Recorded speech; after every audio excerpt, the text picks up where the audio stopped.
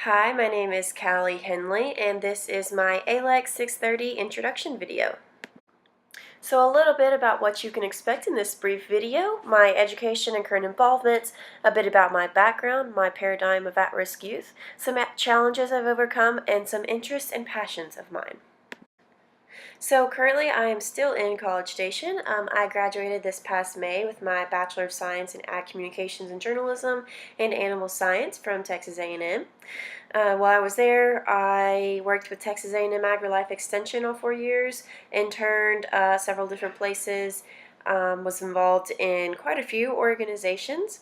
I'm now pursuing my Master's of Ag in Animal Science, and I'll be assisting with Animal Science 108, and I also work at the Texas 4-H headquarters with Texas Youth Livestock and Agriculture. So it's a fairly new job for me, but I'm loving it so far.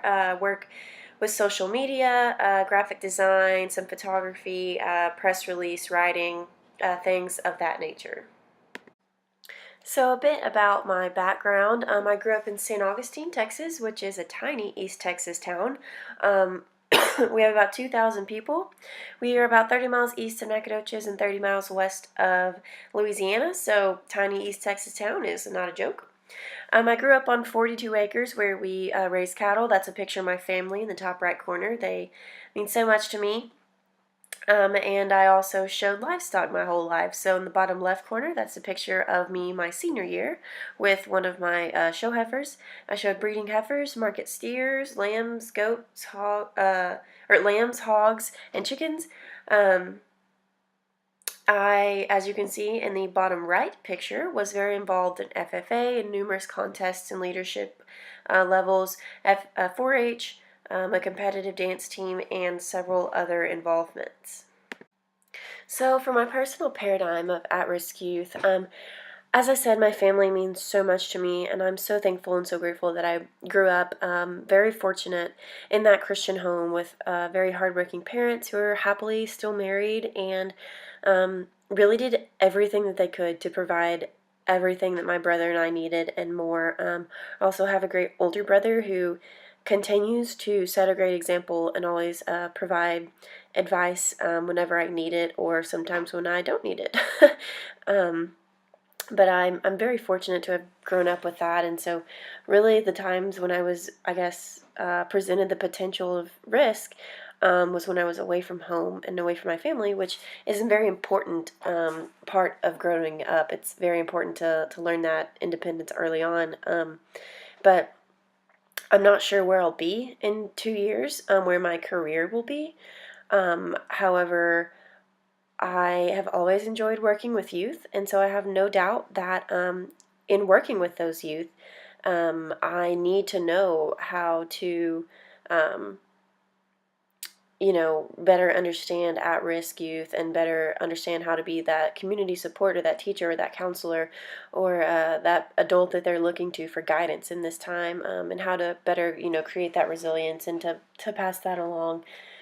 So I think it's incredibly important for me to learn this because, like I said, I feel that my job will somehow encompass youth in some way. And so um, I think it's great that I'm having the opportunity to take this class and that I can learn these skills early on because I'll talk about it more in a minute, but I did grow up around some at-risk youth. However, trying to guide and counsel them as a friend was much different than my role would be as an adult if my career did encompass this in some way. So it's a very important, I think, for me to learn this as I move forward in my career. So a few challenges, I guess we'll call them, even though I really wouldn't consider them challenges, but more small hurdles that I jumped over. I did come from a very small school. So in a small school, typically you have less opportunities, and so ours was definitely like that. Less opportunities for really involvements outside of athletics, and even limited there as well. So rather than conforming to those limited opportunities, I took it upon myself to create opportunities, to create those opportunities that I wanted as far as leadership and involvements and, being able to better myself and to grow while I was in high school, really. And so I would round up support from the community. I'd talk to the school board. I'd look for statewide, national-wide opportunities for me to be involved in. And so it really pushed me to define what I wanted and to seek that harder, and made it more valuable to me when I was able to obtain those opportunities. So while it was a challenge, it's something that I'm thankful for, because it kind of defined my work ethic as of now. And in that, my interests were very different from my peers around me.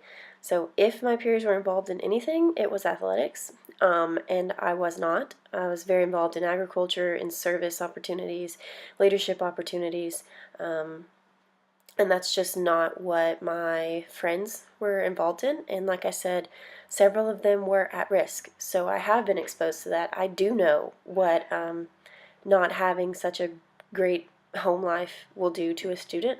I have seen the impact that, if they're not getting the nurturing they need at home, they're not going to perform well in the classroom unless someone intervenes early on and they see hope in someone. And so it's important for me to learn how to be that hope, I think. And so, because I've seen that have an impact in youth who could have fallen behind very quickly. And so, back to people having different interests than me in high school, it made me work harder. It made me be more dedicated, because I wanted to prove that my interests were important and that they mattered. And so I worked hard to be the best I could at everything I did, and I was very dedicated to what I did, because like I said, I wanted to prove that what I was doing is important, and that what I was doing I was good at. And so it just made me work harder. So it was a hurdle that made me work harder, and honestly, I'm glad that I had that hurdle. I had that obstacle to jump over, because it made me tough and prepared me for where I'm at now.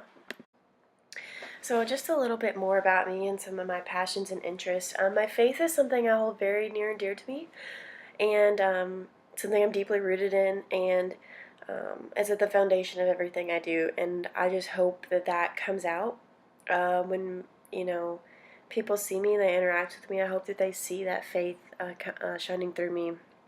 That's a goal in life, something that I fail at every day, because no one's perfect, but something that I definitely hold close to me and strive for in all things. Agriculture is deeply rooted in my family. It's a generational thing to raise cattle and to show livestock, and so I'm just so proud that I get to be a part of that, and I hope that I can pass it on to future generations. And I'm so thankful that that was started so many years ago in my family. And like I said, I just hope that I can continue that on, and I think my specific role is part of sharing agriculture's story. I love to share the daily life of a farmer or rancher. I love to share how that, we're feeding the world, but we're also feeding our family. I want people to see the compassion that farmers and ranchers have. I don't want them to see all the negative things they might see on the internet. And so I love sharing that story of agriculture. And one way I love doing that is through photography. So I'm still trying to build talent on the photography side, but I definitely enjoy it. The bottom right picture brings in my faith, as well as my incredible love for Christmas. One of my favorite pictures I've taken, and then the top picture, also one of my favorites. It shows that I'm just so thankful and grateful to be here at Texas A&M, and that I get to spend 2 more years here. And I just hope I've made an impact on someone here, because I cannot imagine any other university having a better impact on me than Texas A&M has, and I'm just so thankful that I got to spend time here. Media relations. Since I was about 12 years old until about a month ago, only wanted to be a news reporter.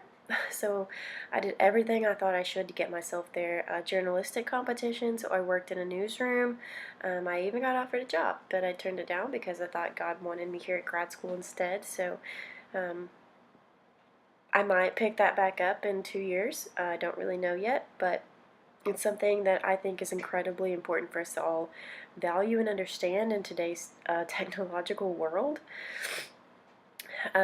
whether it be social media, television media, newspapers, magazines, internet, any of it. I think that is a useful tool, but also a terrifying tool that needs to be used correctly, and we need to know how to use it correctly, and we also need to know how to educate people to use it correctly, especially these youth, because youth are really exposed to this technology and they can do a lot with it. So um, I think it's diverse that I am so rooted in agriculture but have such an interest in media as well. So that's just a little bit about me and where I'm coming from. Thanks so much for listening today. I'm excited for this class and I hope y'all have a great day.